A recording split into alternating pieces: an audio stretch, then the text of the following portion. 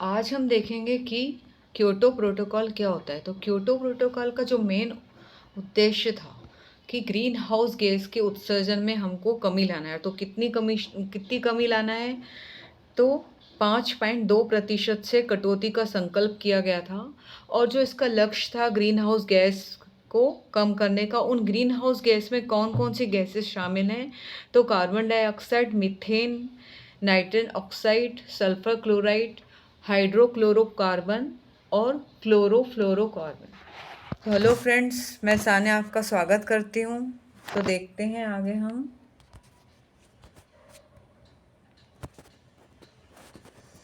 कि Kyoto protocol क्या है। तो क्योटो प्रोटोकॉल जो है, जब पृथ्वी का सम्मेलन हुआ था 1992 में, तो यूनाइटेड नेशनल फ्रेमवर्क जो था कन्वेक्शन ऑफ क्लाइमेट का, उनका गठन किया गया। फिर इसमें दो सम्मेलन हुए, 1995 में बर्लिन में और 1996 में जिनेवा में। दो सम्मेलन आयोजित किए गए और कोप की तीसरी बैठक बिठाई गई, जिसमें 1997 में क्योटो में हुई थी। और जो इसका लक्ष्य था कि जलवायु परिवर्तन के जो उत्तरदायी कारक हैं, उनको कैसे नियंत्रण कर विश्व के पर्यावरण में सुधार लाना है।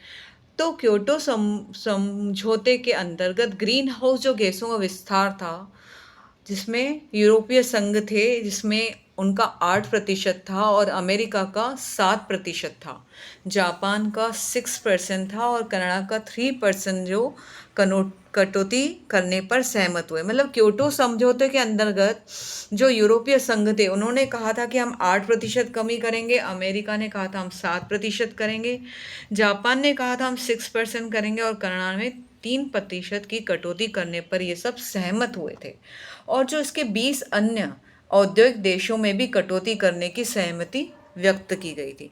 अतः सम्मेलन जो था ना, उसको एक समझौते पर पहुंचाना एक महत्वपूर्ण उपलब्धि रही इनकी। तो 11 दिसंबर 1997 को क्योटो समझौते पर हस्ताक्षर हुए। कब हुए थे? 11 दिसंबर 1997 को क्योटो समझौते पर हस्ताक्षर किए गए। अब आगे देखेंगे कि इस कोष की जो स्थापना का जो प्रस्तावित था, उसको ब्राज़ील में किया गया था। इसकी स्थापना का जो प्रस्ताव रखा गया था, वो ब्राज़ील में किया गया था।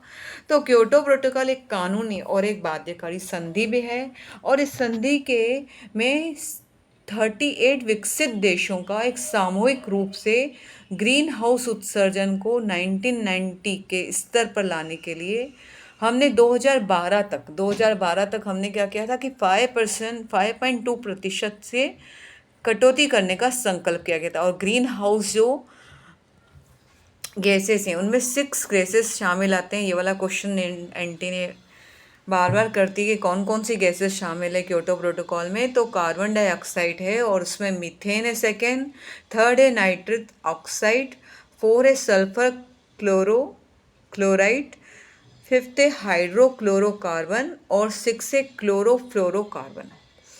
तो वर्ष 2008 से 12 तक इसमें एक कमी लाना था। अब समझौते को लागू करने के हेतु 2 प्रकार की शर्त रखी गई थी।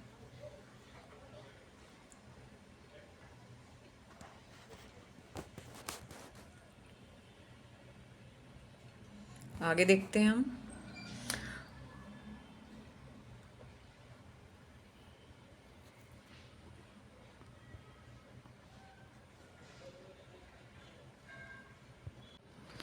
अब आगे देखते हैं कि जो इस संधि पर जो ये सब हुआ था कि एक सम्मेलन होगा क्योटो प्रोटोकॉल 1997 में, इसमें एक हस्ताक्षर किए गए थे और एक कानूनी, एक बाध्यकारी, मतलब एक संधि की गई थी, जिसमें इस बात को स्वीकार किया गया था कि जो पिछले 150 वर्षों में जो उत्तरदायित्व है देशों का, उसमें हरित गृह गैसों के उत्सर्जन में अधिक कटौती की जानी चाहिए। हरित गृह गैसें कौन से होती हैं? जो मैंने आपको भी 6 गैसेस बताई थी उसमें।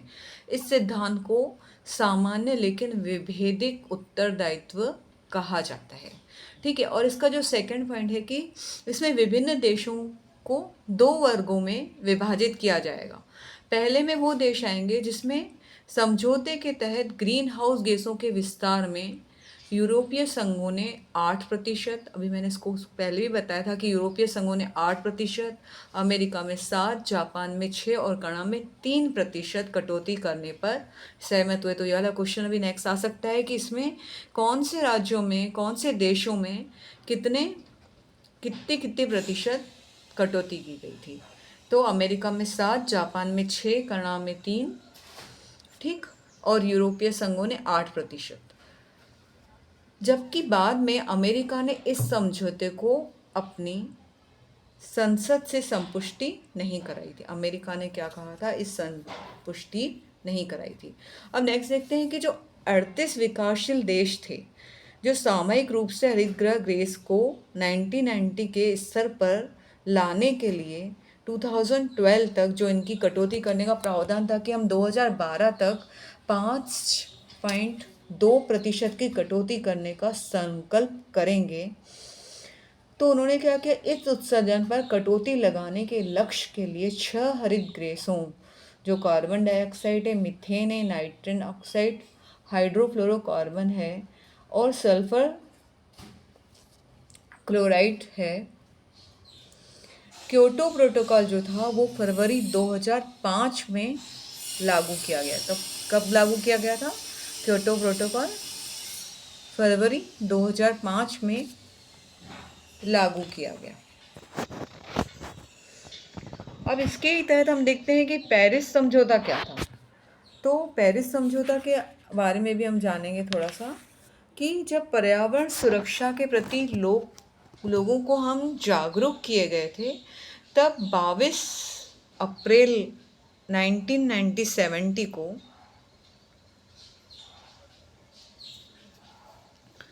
विश्व पृथ्वी दिवस मनाया जाता है।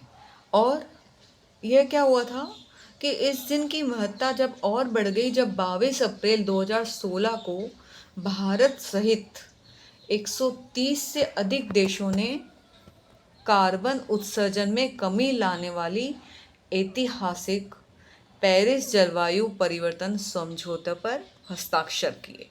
मतलब इसी से ही कनेक्ट है पेरिस समझौता कि अब इसमें क्या किया था, पहले तो सिर्फ 4 ही देश शामिल थे, पर इनमें पेरिस समझौता के अंतर्गत 130 से अधिक देशों ने जो कार्बन उत्सर्जन में कमी लाने के लिए कहा गया था उस पर हस्ताक्षर किए थे।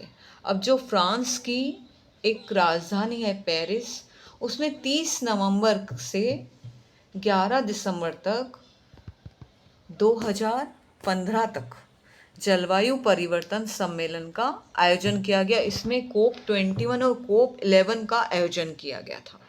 ठीक है, इस सम्मेलन के अंतिम दिन तक, जब इस सम्मेलन का अंतिम दिन था तो 196 देशों ने कार्बन उत्सर्जन में तेजी से कमी लाने के लिए हर संभव प्रयास किए थे। ठीक है, तो 30 नवंबर से 11 दिसंबर तक और 2015 तक कोप 21 और कोप 11 CMP 11 में क्या किया था कि 196 देशों में कार्बन उत्सर्जन में हर तरह से जो संभव कोशिश थी वो लाने का प्रयास किया था। अब कुछ और महत्वपूर्ण तथ्य देखेंगे इसमें कि जो United national framework convention of जो क्लाइमेट चेंज था, इसमें 55 देशों का जो था जुड़े हुए थे जिनका वैश्विक ग्रीन हाउस उत्सर्जन था वो कम से कम 55% हो। इनका लक्ष्य क्या था कि जो देश जुड़े हुए थे ग्रीन हाउस उत्सर्जन से, इसमें 55% के कम से कम 55% हो। इस समझौते को घरेलू स्तर पर मंजूरी प्रदान करने के लिए 30 दिन के अंदर यह प्रभाव में आना चाहिए। ठीक है, तो जो भारत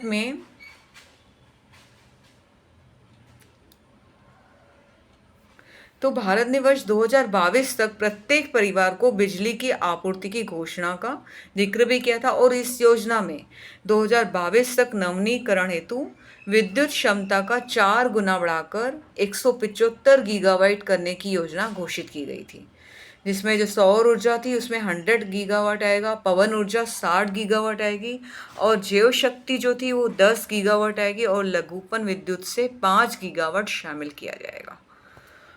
ठीक है, तो टोटल जो 175 क्षमता बढ़ाने की इन्होंने गीगावाट की थी, उसमें क्या क्या शामिल था? तो सौर ऊर्जा 100 गीगावाट था और पवन ऊर्जा 60 गीगावाट था और जैव शक्ति 10 और लघुपन विद्युत जो था वो 5 गीगावाट था। अब आपने देखा होगा कि अभी जो एनटीए क्वेश्चंस कर रहे हैं उसमें कहीं से भी कोई भी तथ्य लेके जा रही हैं, तो आपको पूरा पूरा पढ़ना ही पड़ेगा, इसलिए मैं इसको पूरा ही पढ़ा रही हूँ ताकि आपका एक भी पॉइंट छूटना नहीं चाहिए। तो इसमें आगे बता रहे हैं कि जो पेरिस समझौते के तहत जो सहमति व्यक्त की गई थी 21वीं शताब्दी में, उसका जो औसत तापमान था, उस औसत तापमान से 2 डिग्री सेल्सियस से अधिक की वृद्धि नहीं होनी चाहिए इसमें, ठीक है ना।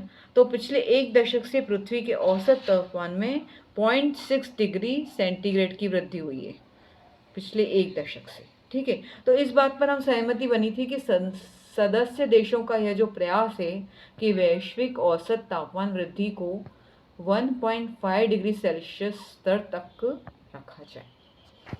फिर आखिरी में बता रहे हैं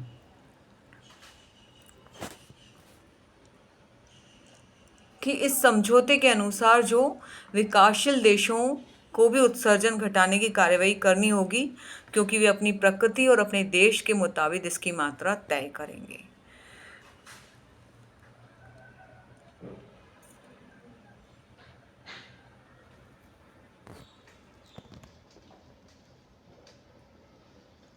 फिर ये जलवायु योजना के तहत जो देशों का कार्बन उत्सर्जन में जो कमी लाने का लक्ष्य है, इसको हम भावी राष्ट्रीय निर्धारित अंशदान की संज्ञा दी गई है। इंटेंट नेशनली डिटरमाइन कंट्रीब्यूशन की INDC की संज्ञा दी गई है और इसमें कुछ INDC जो प्रस्ताव है इसमें कुछ को सम्मिलित किया गया है, जिसमें है सतत जीवन शैली आएगा और स्वच्छतर आर्थिक विकास आएगा और जो GDP की उत्सर्जन क्षमता है उसमें इतनी कमी लानी है और जो गैर जीवाश्म ईंधन पर आधारित विद्युत के भाग में वृद्धि करना है। तो कार्बन सिंक में अभिवृद्धि करना है, अंगीकरण में करना है, वित्त प्रबंध में करना है और प्रौद्योगिक हस्तांतरण और क्षमता निर्माण करना है। तो इनके जो प्रस्ताव थे वो कौन थे कि सतत जीवन शैली होनी चाहिए और स्वच्छता आर्थिक विकास होना चाहिए।